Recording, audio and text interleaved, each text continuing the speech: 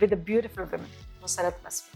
She is the legend, she is style icon, and she is beauty expert. Welcome, ma'am, on this one incredible platform. Thank you so much for inviting me and giving me this opportunity. We are quite privileged today, and we are overexcited today, I would say. So let's start this conversation with your personal journey. That how did it begin actually? Oh, that's a long story. You can see from my gray hair. It's been so many years now. Well, I actually started as a beautician in 1980. So when I first opened my salon in Karachi by the name of Depiex, it's been now 40 years. 40 years is a very long time. But Alhamdulillah, Allah has been very kind. And right now we've got more than 76 branches all over Pakistan. So Depiex is actually one of the largest chain of beauty salons, with, of course, because it is a women-oriented business. So we have got many women who are part of our family, part of our team. And on an average, one salon would have maybe about 35-40 girls, which means 35-40 women are being empowered, which also means that 35-40 houses, homes, families are actually being taken care by these women. Oh, that's beautiful. So when we look back 40 years before, I would say it's there must be no, modern technology. The people won't be think about to go to parlors might be, the beauty, industry must be not that, well developed as today. So how did this idea strike to you to develop with Depiex? Okay, so back in 80s, women were not actually given that much opportunities to venture into other fields. The only two fields that I could remember at my time was become a doctor or become a teacher. So I always wanted to become a doctor, but I got married at a very young age. And it was not that I was forced into marrying, but I was the eldest in the family. And my parents thought that, well, this is a good rishta and, you get married. And the only question which I asked my father was that, Daddy, I would like to, become a doctor. And he goes that, they've promised they will let you study. But unfortunately, they didn't. And my marriage didn't last long. When I came back to my parents' house, my kid was maybe a few months old. And then I was given an opportunity to start my studies again. But I was so adamant that I would raise my child myself. I said, "No, Daddy, I want to earn my own living. Not that my father couldn't afford me. I think he can afford maybe 50 more women like me. But I was, maybe a, strong-headed person, which I didn't know at that time. I thought, मुझे अपने बच्चे को पालना है, that was the thing. मैंने खुद काम करना है. But when you have a support system, a family which is always there for you, my father, my mother, and my younger brothers and sisters were always there. So they said, okay, fine. My father looked at me. There was a smirk on his face. I'm sure he must have thought कि ना मुँह ना मत्था जिन चढ़े पता नहीं कहाँ. So I thought कि he said, fine. What do you want to do? And at that time there were no laptops or communication was through writing letters and all. So I said, I want to start a business.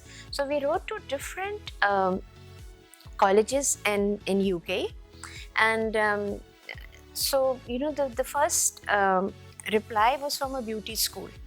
Okay? So it was in London, and so I went abroad, left my little boy with my parents. I was very upset, I was very sad, but then I was also I have to do it. So when I went there, I was in central London in a private school. It was from the morning shift, and then I would just take a break and I will go to another school to get my hairdressing done. So within 8 months or something, a little more than that, I when I came back, I had done my esthetician course, cosmetology, hairdressing, makeup, um, and some management courses, whatever I could get there. I did that. And but then I was lucky because my family could afford, they could afford to invest on me, or investment at that time was not the criteria. It was they wanted to, I mean, maybe they feel guilty that बच्ची divorce होके आ गई है घर में बड़ी है, that kind of a thing. But when I came back, I was in for another surprise. My father and my parents, both my mother, they actually had set up a small salon for me on Tariq Road in Karachi. Well, And when I went in, there was this huge big barber's shop. And I said, Daddy, I am going to be opening a ladies' salon. I said, but you know where I go? I have my cut. They have these big chairs. It's comfortable. So I said, okay, now that he's done it, something is So this better. is how we started. And the name Depiex actually comes from the company that I bought my machines and my training and cosmetics also, products also. And at that time, I think I just asked them, I said, can I use your name? And they said, yes, why not? So I started using their name Depiex, but I called it Depiex Beauty Clinic and Institute. Clinic, reason being that I wanted one, under one umbrella, a woman could walk in, get her makeup done, haircut or whatever, and maybe if she has some problems like maybe acne is really bad, which I can't help, or maybe she's overweight, my machines couldn't help her shed and make her look, from 16 to 10 or 12. So then I had a panel of doctors with me. So this was at that time was like unthinkable of, like why would you have a doctor in a beauty salon, But that's why I call it clinic. And this is how, I started, and in 1980, and then there was no turning back. Oh, yes. So, well, that incredible genius, who thought unique ideas, way back 40 years back, I would say, you had a clinic, a panel of doctors, and a beauty salon as well. So, and now when we talk about Musarat Misbah, it comes like she's a very successful woman and who is doing a lots of work for social cause. You must have gone through few challenges, although you were fortunate enough. Few is not the word, many. So can we share a few of the challenges that you have gone through? Out of many, few of the challenges can we share? I remember the first day, maybe just the first week of my opening up my salon. And I always narrate this story because people can relate to it, women can relate to it. Now, I come from a family of business. My father has been into pharmaceutical, and so maybe the business acumen is something which is maybe built inside us, that which I didn't know that at that time. But I thought that, now that I've opened, I used to, drop my son to a kindergarten, and I would go early in the morning. I was the first one to open my salon, last one to leave my salon, passionate about working hard and making life easy for my son and being independent. Okay. Now these were the words which were not, nobody would think about Well at that known, time. Yeah. There was no such thing as me being empowered or me being a businesswoman. It was just that I want to do something. And I also know that so when I went upstairs and to my neighbors to introduce myself, this lady shouted at me and she says, now your kind of women are going to spoil this mohalla, this neighborhood, and because they thought that if you are a beautician, then you are not a good person. Women were looked down upon at that time. Being a beautician means somebody who's very fast, who could be all made up and would be attending parties and all. I mean, hello, excuse me, but this is how the mentality is that at that time was. Now, my field, my beauty industry is actually a very good business for women. So when this lady said to me that now, who are you, and you may be from blah blah blah, whatever she said, I started crying. I came back home and I said to my father, I said, Daddy, maybe we have chosen a wrong, field, a profession. And Daddy said that, look, Betty, you're responsible for your own deeds. So let her say whatever she wants to say. You just do whatever you're doing. And that day onwards, when I'm walking up the stairs to open my salon, that lady was a padi likhi aurat. She was maybe a lawyer because she used to wear some gown and all. And I would say Assalamu alaikum and she would go, she had this, she didn't like me, But 2 or 3 years down the lane, she walked into my office with her daughter and she said, she's a dropout. She doesn't study properly. Make her like you. And I thought, all right, thank you so much. And she looked at my certificates and she says, oh, so you are educated.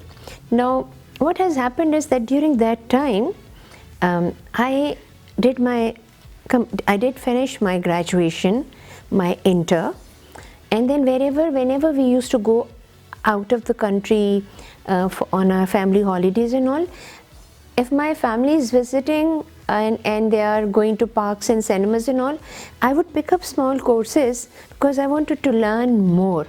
So this learning more was something which paid off, later in my life, because I think that puts me above, makes me more technical and more, पढ़ी लिखी in my field. Well, as it's a beautiful story indeed, and I hope कि ये बहुत सी women को बहुत courage देगी, because life without challenges, challenge का नाम नहीं है, I would say. So यहाँ मैं ये जानना चाहती हूँ कि since you're a style icon, yet with simplicity, so what is the secret behind this all style that you carries, and so beautiful with the wow factor, I would say. I love you too. Thank you. See, what happened is that I think we all go through different eras in our life. जिसे कहते हैं ना दौर होते हैं. When you're young, you would follow the fashion, you would like to look more beautiful. To me, all women are beautiful, all girls are beautiful. But whoever wants to enhance their beauty has to be done in a proper way. You have to learn to improve your personality, and you have to know exactly what is the demand of that time and era. So in 80s, the fashion was different, and not that I wasn't, I was not grey like this, I was young at that time, okay? Don't forget that. Oh yeah, I do. So that time, my goal and my focus and my target was different.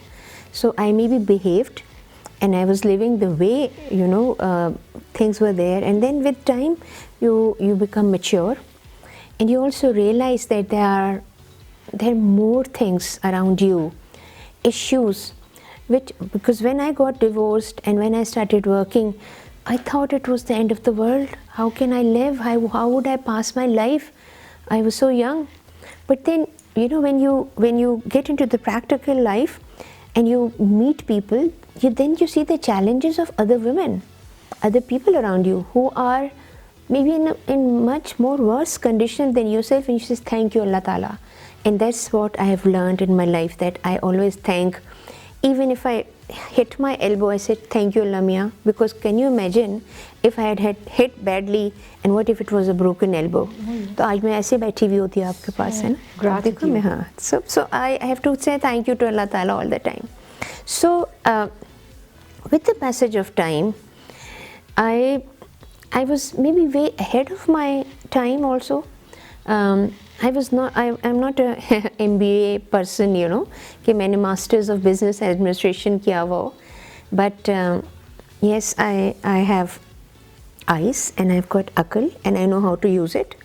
Eyes tells me, what is beautiful around me, and akal tells me what I have to do more to make it more beautiful, May it be a flower arrangement, may it be the birds that I see chirping in the morning, or the greens, or the young girls, or maybe the street children, who are running and they're happy. So, you have to be thankful to Allah Ta'ala all the time. and you know, learn that if I was a poor woman from a very humble background, then my way of living and making people understand would be probably different.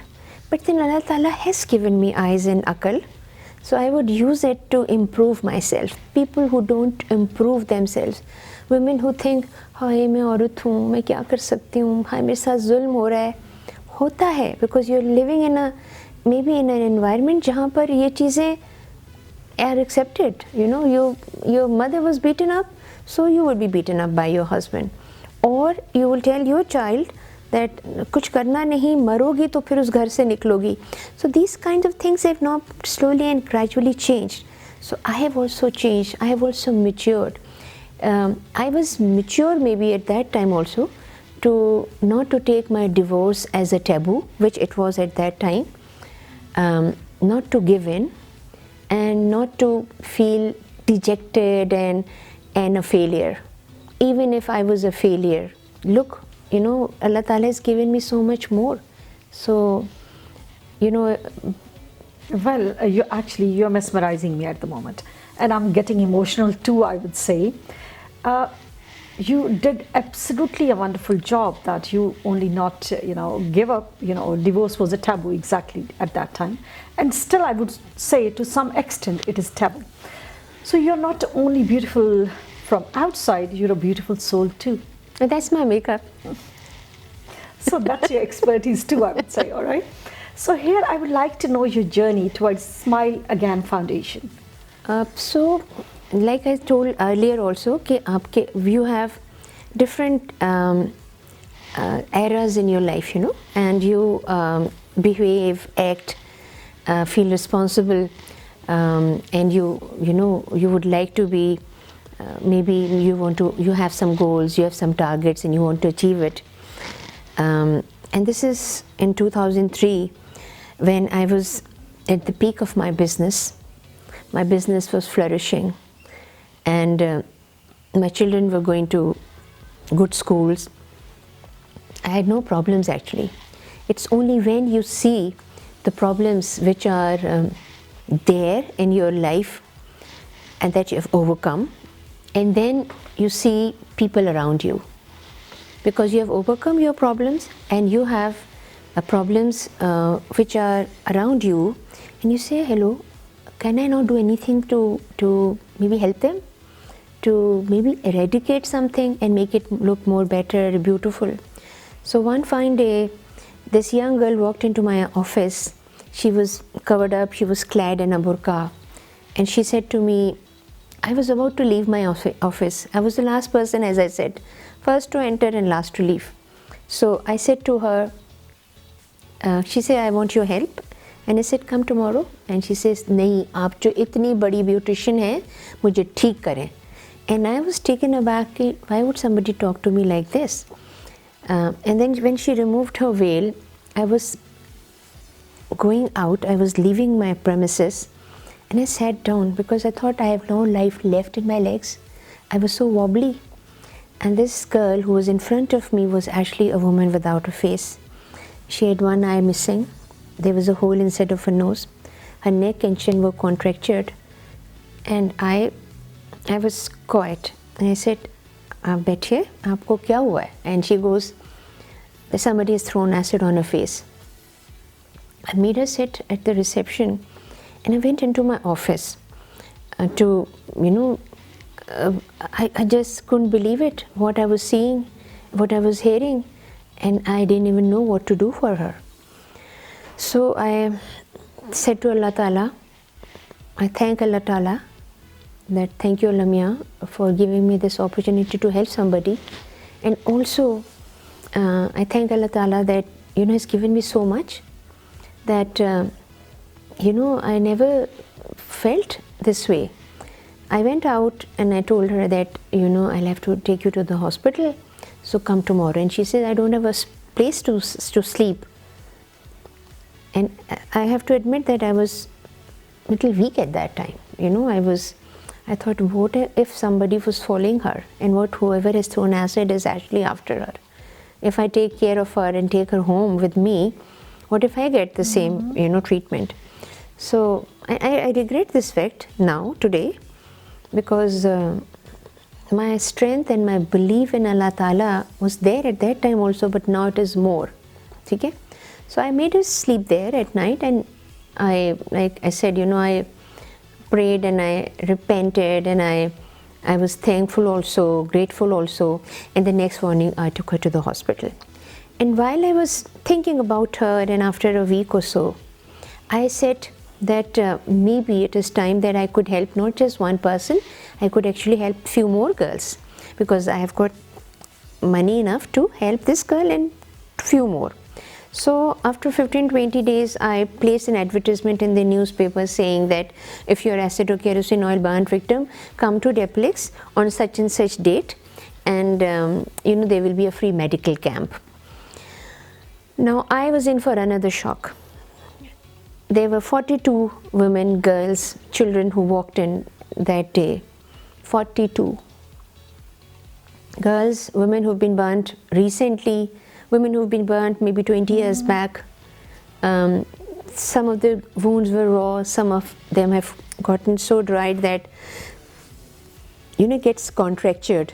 So the hands were like together, or the fingers were, it was in a very bad state.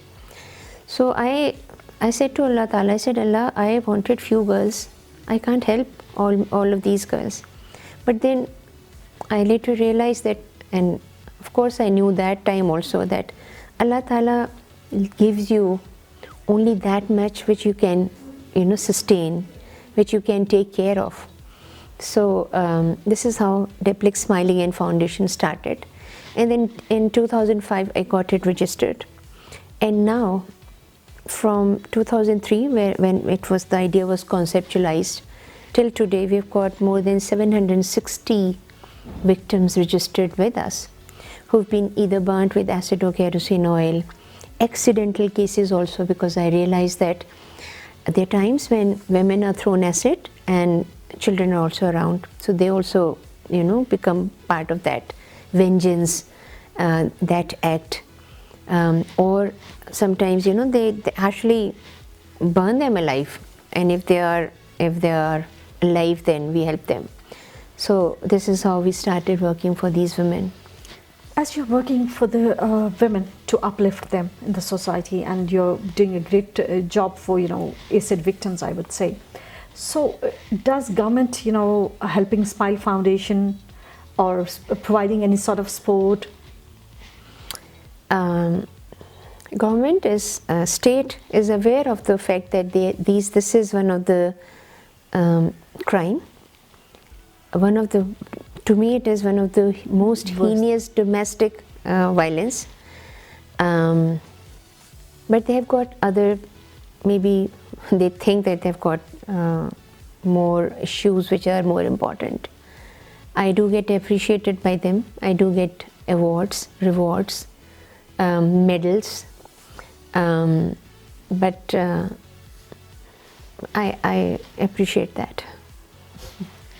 So undoubtedly you're doing a great job, and I hope that sooner or later government will be also take part into this social cause. And yes, they would have to realize that this is the major serious issue where the society required to work upon.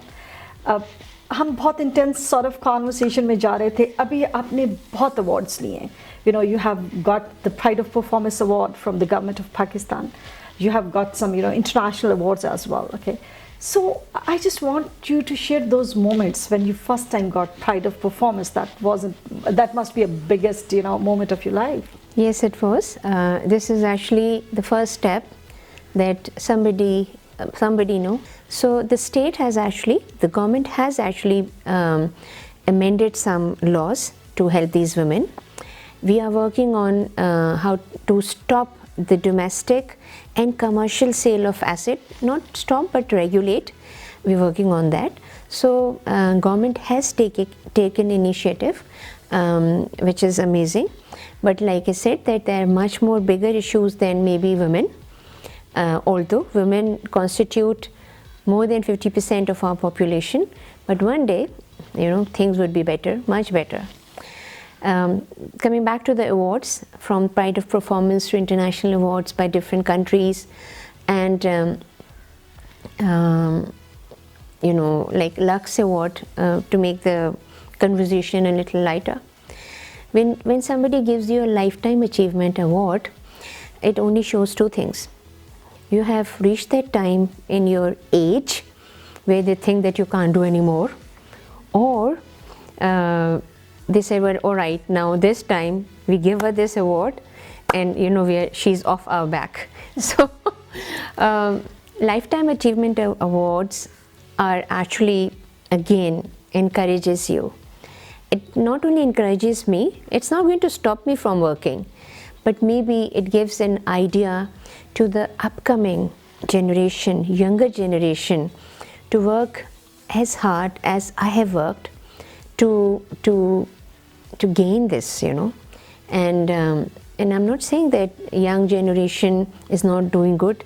They must be doing much more better than me, because if I think about it, I started working for Smile Again Foundation in 2003, right? And there are young children and women and girls who are coming out of the schools and they are working on issues.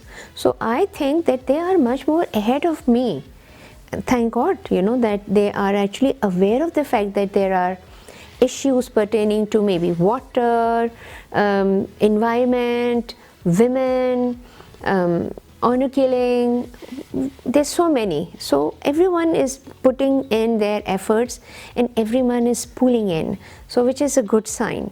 So I personally think that it is really good when you receive encouragement. How do one feels? I feel good. There are times when I feel that लो जी अब मुझे दिया है, but then I say, do I deserve these awards? Do I deserve these medals? Is Allah Ta'ala going to repay me more? Yes, He will, and I'm waiting for His reward. That's my ultimate goal. These awards, these medals, I am grateful to everyone, but I wait for His reward. Definitely, when you work for the people, you must be rewarded, and I would pray for that too. So, Musarat Appa, at the moment you are a source of inspiration for a number of women across Pakistan, and you inspire acid victim ki rehabilitation se leke, beauty experts tak, and every single woman of Pakistan must be inspired by you at the moment. Was there somebody who inspired you in your life?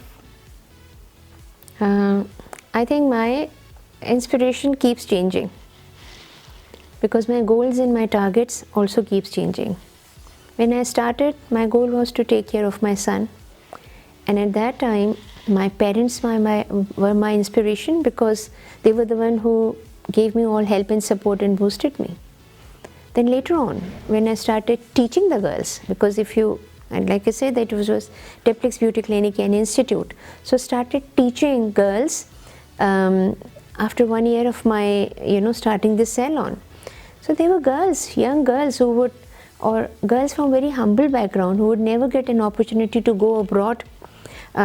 They did so well, and they would open up their own salons. I remember there were women or my own relatives who say, "आप पागल हो गई हैं, आप इनको अपना हुनर सिखा रही हैं." Education is to be imparted. Skills are to be imparted, so that more and more people can learn about it. You can't hold on to it. So that was the inspiration. And then as time passed, and as I learned more and I became more mature, I realized that my inspiration should have been, and which is now, all those women in our religion, in our mazhab, from Hazrat Khatija Raziyallahu Ta'ala anhu, who was the first business woman. Look at her business acumen, that not only was she one of the best businesswomen, but then she proposed to Rasulullah Sallallahu Alaihi Wasallam. Look at her confidence. That was empowerment. We know these words now, because we think that this is what it is all about, earning and learning and becoming big. So from Hazrat Khatija to Hazrat Bibi Maryam, she was a single parent. She gave birth in a remote area. Look how much The women were pain empowered. Yeah. she must have gone through. Or you look at Hazrat Aisha, Razillah Ta'ala anhu. Or you look at Hazrat Hafsa. Hazrat Sulema was actually part of Sulh Hudaybiyah treaty. वो council करती थी. So, women were at that time, 1400 years back, were given everything from a religion, from every relation. Rasulullah Sallallahu Alaihi Wasallam would get up from his place and let Hazrat Fatmatul Zohra sit, where he was sitting. So there was no such thing as jihaaz. There was no such thing as women not going to the wars. There were no such thing as women not writing, scholars. So you name it and they were all there. We don't read, we don't realize that for us, our role models are the women in our religion so many years back and later on also. It's just a matter of us getting that knowledge. And when mothers who are single parents or parents who've got children, when they teach Quran and they say, जी कुरान पढ़ा दिया है, बिस्मिल्लाह पढ़ ली, आपने मिठाई बांट दी, we have done our job. No, the job starts when you actually start making them realize that learn and understand. And when you are understanding Quran, it's not going to make you alima, it's not going to make you a scholar, it only make you a good human being. Difference between good and bad, difference between guna and sawab, difference between the shirk and bidat, and your confidence, your mazbuti, aapka tawakkul. Allah Ta'ala has given you so much and you want more. Why can't you just say assalamu alaikum and bahut shukriya? Or why can't you say mashallah rather than saying hai iske paas itna hai? Why hi? I mean, mashallah, Allah Ta'ala has been kind to her. She must have done something. He must have done something to deserve this. We are nobody to judge anybody. We are responsible for our own deeds. So, to me, I think a woman has to be empowered not only through education, but knowledge and knowledge about religion also. And I know that once you know your responsibilities, you can actually stand up, perform those responsibilities with the utmost of your abilities, and then ask for your rights. भाई आप फिर हुकूक की जंग करें, अब अपना काम तो कर लें पूरा, काम आप पूरा नहीं करेंगी और आप नारे लगाएंगे. It's such a beautiful conversation that I really don't want to end it today, but I know the time is short and obviously you have to rush for some other appointment. आज मेरे सामने there is a proud daughter of Pakistan, I would say, who made Pakistan proud too. You are a proud mother too, and I'm sure about it that the cause that you have started working to raise your son, he must be a very gentleman, and he must be, आपके footsteps को follow कर रहा होगा. I'm sure about it. At time, give any message to the youth of Pakistan. So my son is a teacher, and he loves teaching, which also means that he's imparting education. I have a daughter also. She has taken care of my business, gives me more time to take care of my Smile Again Foundation girls. My message to all the women, not only just in Pakistan but all around the world, is to know your responsibilities, perform them well, and don't hesitate to ask for your rights. Voice your concern, discuss your issues. You have to talk, you have to tell somebody to actually make them understand. But when you make them understand, you've got to be polite, you've got to be humble. This is what your Allah wants you to be. So every relation has to be given that respect. It's not just mother, कि उनके पाँव के नीचे जन्नत है. There are other relations also, like daughters, like daughter-in-laws, maybe sisters or aunts. Every beautiful relation has to end in a beautiful scenario because you understand that relation. Thank you very much. I was quite mesmerized through this conversation, and we are really honored that you graced our platform. Thank you very much. Thank you.